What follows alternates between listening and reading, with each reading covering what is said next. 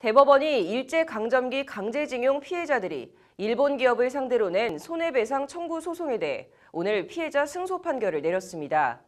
피해자들이 한국 법원에 소송을 낸 지 13년, 하급심에서 원고 승소 판결이 난 지 5년 만입니다. 김정래 기자의 보도입니다.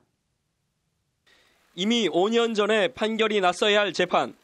재판 거래 의혹 속에 일제강점기 강제징용 손해배상 소송이 종지부를 찍었습니다. 소를 제기했던 원고 4명 중 생존자는 이제 94살 이춘식 씨 단 1명만 남았습니다. 할아버지, 오늘 판결 저희 다 이긴 거 나왔거든요. 기분이 어떠신지 얘기 한번 해주세요.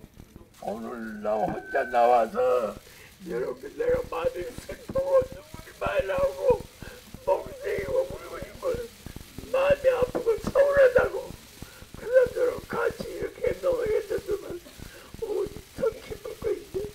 나 혼자만 미안해. 대법원 전원합의체는 오늘 11대 1호 이춘식 씨 등 일제 강제징용 피해자 4명이 일본의 신일본제철, 현 신일철 죽음을 상대로 낸 손해배상 청구 소송에서 원고 승소 판결한 원심을 확정했습니다. 신일철 죽음은 피해자 1명당 1억 원씩을 지급해야 합니다. 소송 쟁점은 크게 4가지였습니다.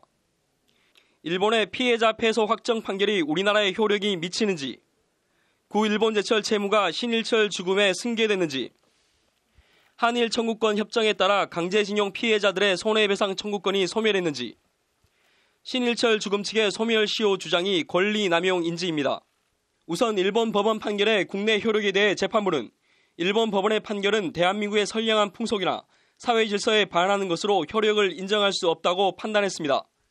피고인 신일철 죽음이 구 일본제철과 법적으로 동일한 회사인지에 대해서도 원심과 같이 법적으로 동일한 기업으로 인정된다며 채무 승계를 인정했습니다.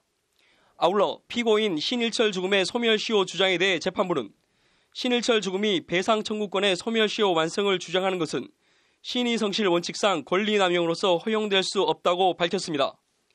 핵심 쟁점으로 한일 청구권 협정으로 인한 피해자 손해배상 청구권 소멸 여부에 대해서는 피해자들의 위자료 청구권은 한일 청구권 협정의 적용 대상에 포함되지 않는다며 피해자 손해배상 청구권이 소멸되지 않았다고 판단했습니다.